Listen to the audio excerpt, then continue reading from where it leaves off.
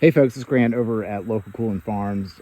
This is kind of a cool video. We actually made a video of this area where we had some pigs and 3 sows running. They're actually on this side still right now, and we went through and we cut all the lower branches off so we can have that freedom of movement underneath all the trees. And that's what we did. We've actually got the cattle in here right now, and you can see how free they are to move about in here, where before, you know, they had a couple of little laneways where they can kind of like tuck through the area, but now they're nice and free. They're not hitting their head on stuff. We did miss, apparently I forgot to cut or miss that privet, so I'll catch that. So yeah, so this is another step in creating grass under here. Right now it is completely infested with the non-native invasive Kogan grass, but eventually, as we run the animals through and seed and get some hay in here and do a bunch of different things, we'll actually get pasture going through. So that's what the area looked like before. You can see all the lower branches, how hard it is to navigate in there.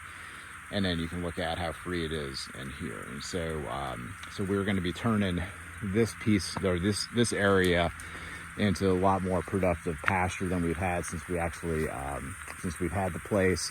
So I'm really looking forward to that. And then the next step in here is to do some bale grazing, get some cattle in here, supplemental feed them, to drop more manure.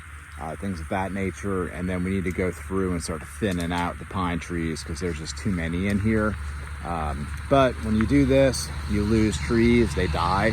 And so you don't know which ones are going to die, which ones are going to make it. So, so far in my experience, when you do a wooded clear out like this, just slowly go at it a little bit at a time, and it's going to become very clear which trees may be the keepers and which trees need to get out of here. And eventually a lot of these pines are going to go away and be replaced by hardwoods. It's kind of like our really long-term goal. That's off in the future when we actually have time and resources to start strategically planting trees that we bring in.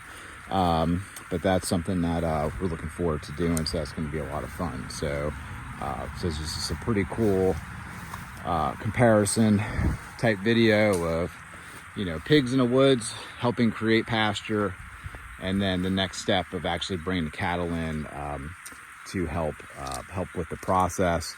And then you can see how they're stepping on all these branches. We've chosen to chop and drop. We're not going to burn. We're not going to chip. We're just going to leave in place, and we're going to let the animals come through, because every time that they cycle through, all this stuff is going to break down. It's going to become more brittle, more rotten, and you know, you've got just, you know, hundreds of pounds of hoof, you know, thousands of pounds of hoof action stepping on them.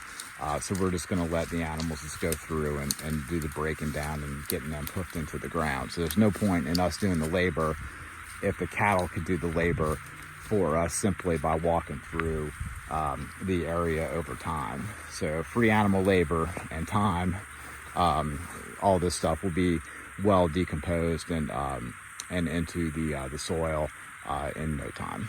Y'all have a good one.